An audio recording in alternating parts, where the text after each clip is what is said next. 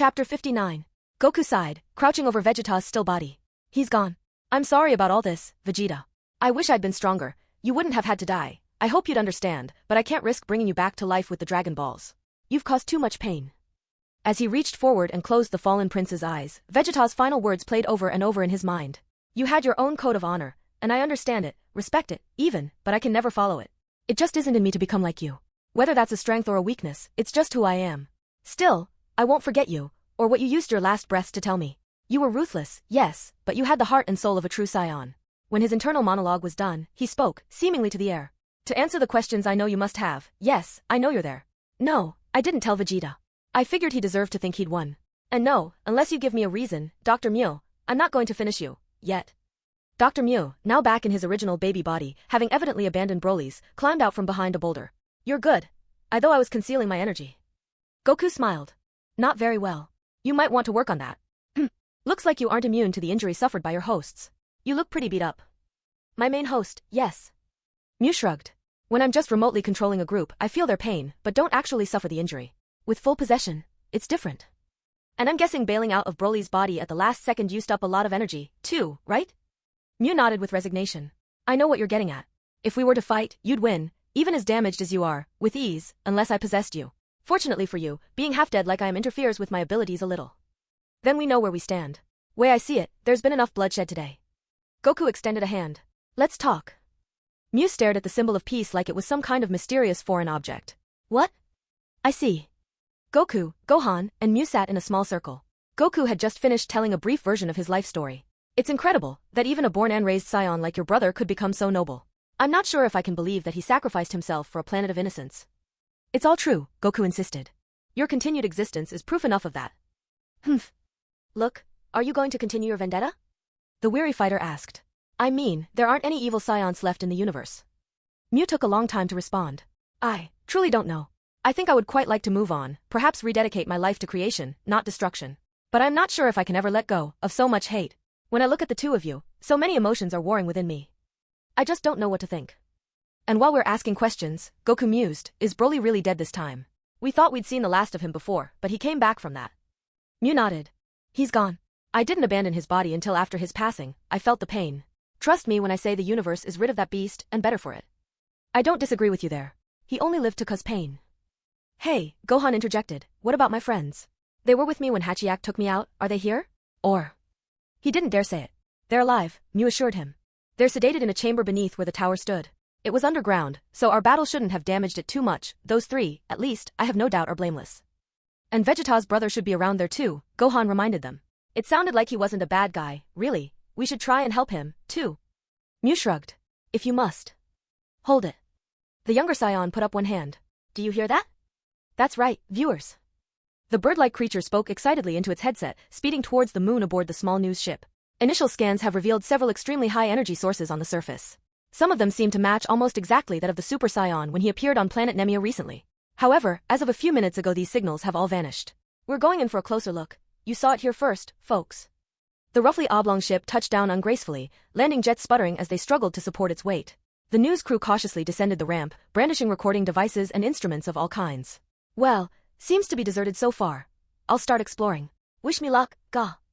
He squawked, as Goku, in his Super Saiyan form, he knew it'd be recognized, appeared in front of him, Vegeta's body in the surviving Scion's arms.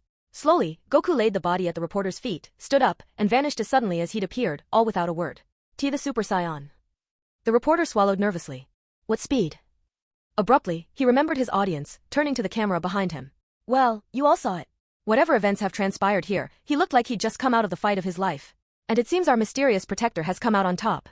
Then, Scouter? The brown-skinned alien to the left of the cameraman shook her head. Busted. Thing's got a 250 mil tolerance, too. Guess he really is that powerful. Nodding, the reporter turned his attention to Vegeta. He knelt by the body, examining the face. Say, isn't that Vegeta? The Scion Prince? The cameraman asked, zooming in on the fallen warrior. Yeah, that's the one. Took out the First Republic. The reporter looked up at the camera, facing the audience. Was Vegeta the Super Scion's opponent today? Or did the two Scions join forces against some third party? We may never know the answer. But, whether he fought for good or evil on this, his last day, Prince Vegeta will not be soon forgotten. Somebody take that. He indicated the body. And put it on ice. He's getting a proper burial. This is ELD 3, Interstel News, signing off. The camera was duly switched off. Come on, man, the scouter operator protested. We're leaving already? Don't you want to examine the battle site? The reporter shrugged. We're hardly the only news crew who's going to come here. Let the vultures take their pickings. We got an exclusive with the Super Scion and the galaxy's most wanted man. Kopsa. I'd hardly call that an exclusive. It'll do. The Scions and the Tuffle watched the barren moon recede as Goku's ship drifted slowly away from their unnamed battleground. In the back, still unconscious, lay Zarbon, Kuriza, Videl and Tarbal. So, where'd you want us to take you? Gohan asked. Did you ever think of what you'd do after all this was over? No. Mew sighed. Not really. Raichi had a one-track mind, and I suppose his drive was infectious. This was everything. I felt like I was living on borrowed time already. Somehow I didn't expect there to be anything afterwards. Is it even over? He put a hand up to the porthole by his head, his fingers inches from the void, separated by a thin plastic sheet. There are still 3 of you alive. But I don't have the power to kill you. Does that mean I failed? But, you're not like the others. Was it just circumstance that created the barbaric scions I hated so much? If I was in the position of strength here, knowing what I know now, could I bring myself to kill you?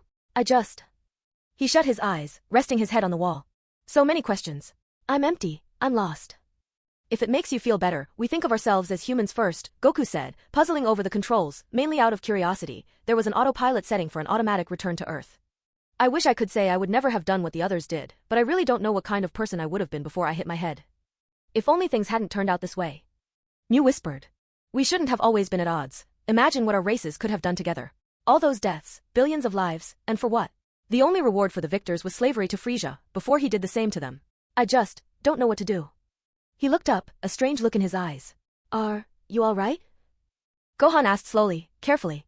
Oh, I just discovered. This body can't cry. Hey, anybody home? Hello? The ship sat parked on the lookout as Goku's voice echoed round the cavernous interiors. Dend and Mr. Popo aren't here. He frowned as he walked back over to Gohan and Mew. There's nobody around. It's faint, but I sense several energy sources to the north. I'm gonna check it out. Gohan, go down to Korin's and meet me there with some senzu. Mew, can you stay and watch the ship, please? If anyone comes along, explain where we are. I know you need to decide where you're going with your life right now, but I think something just came up. Mew nodded, re-entering the ship. I understand. You really think this is serious, Dad? Gohan asked fearfully, voice almost cracking. I really don't want another fight now. I know, son. Let's hope everything's all right. But if somebody needs help. Goku smiled. Just get those beans, okay? He resumed his serious expression, summoning his dwindling energy reserves to turn Super Saiyan before flying off north, Gohan's hair whipping wildly about in the shockwave left behind him. I really didn't need this right now. I hope nobody's been hurt. Goku thought grimly as he neared the frozen north of the world, leaving a golden streak of light behind him. He flew low, passing closely over a countryside town and startling the locals. That's no bird. A plane? Cruise missile, perhaps? Now that I'm getting closer, he realized, yeah, that's definitely Nail's energy. Tien's too, and some smaller ones, but they're all really low. Something must have taken the fight out of them. I can't sense any kind of enemy. Did they win? Were they fighting each other? Maybe I just can't sense them, like with the androids? Gotta hurry. He poured on the speed, arriving shortly and touching down in what had presumably once been a mountain range. Now, it was a collapsed hillside of snow, apparently post-avalanche. Even as he watched, Tien's distinctive head poked out from under the snow, spluttering and spitting out a mouthful of frozen water. Goku? What happened here? Goku asked, relaxing to his normal form. Tien evidently wasn't feeling threatened, so whatever it was had been dealt with. Oh, wow, my head. The three-eyed martial artist groaned, pulling himself out of the snow. With one hand, he pulled Krillin out with him, and Yamcha with the other. Both were breathing heavily, eyes half closed, scratched and bruised all over. Wish you'd got here sooner, that was not easy. What wasn't? Goku helped the 3 fighters up. And who else is here? Quite a lot of people, actually, Tien said wearily. Come on, let's go pick them up, and I'll tell you what happened. They began to trudge through the snow, soon spying the tip of a brown shoe rising above the snow. Together, they heaved Nail up. To sum up, Tien continued. We had to fight an evil scientist and his robots, and he also kept trying to brainwash us and control our minds to make us fight each other. Actually, I think there were 2 scientists. They'd both kind of died and been brought back to life, but each in a different way. You're kidding? Goku stopped dead in his tracks, trying and failing to think of a single word in that whole description that didn't match exactly what had happened to him. You too? That's eerily specific.